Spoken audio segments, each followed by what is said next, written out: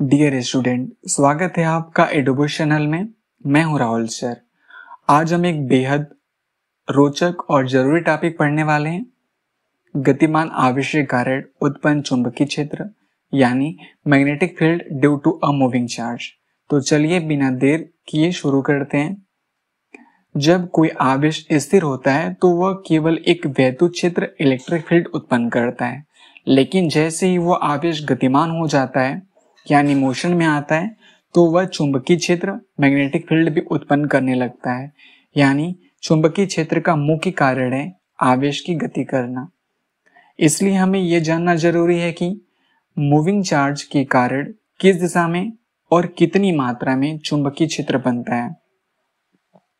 मान लीजिए एक छोटा सा आवेश Q है, समय डेल्टा t में एक दूरी तय करता है, तो धारा I बराबर Q divide by delta t। वह धारा द्वारा तय की गई दूरी डेल्टा L बराबर V इंटू डेल्टा t होगी। अब बायो-सेवर्ट के नियम के अनुसार चुंबकीय क्षेत्र B बराबर mu not upon 4 pi I into delta L into sine theta divide by r square. यहाँ थीटा वह कोण है जो गति की दिशा और बिंदु P के बीच बनता है।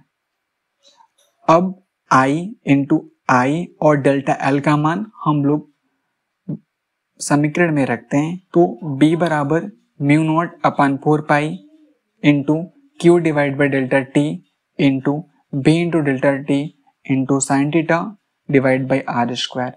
यहाँ पर डेल्टा T कट जाएगा और डेल्टा T कटने के बाद हमें B बराबर mu not upon 4 pi into Q into B sine theta divide by r square. अब हम इसे वेक्टर के रूप में भी लिख सकते हैं। B वेक्टर बराबर mu not upon 4 pi into Q bracket में B vector into R vector divide by R Q.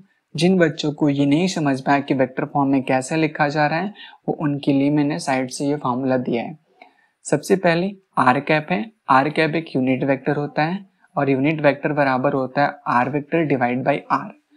अब हम लोग आर कैप की जगह इसकी वैल्यू पुटअप करेंगे। वैल्यू पुटअप करने के बाद हमें अंततः बी वेक्टर बराबर mu not upon 4 pi into Q bracket में B vector into R vector divide by R Q मिलेगा। Thank you.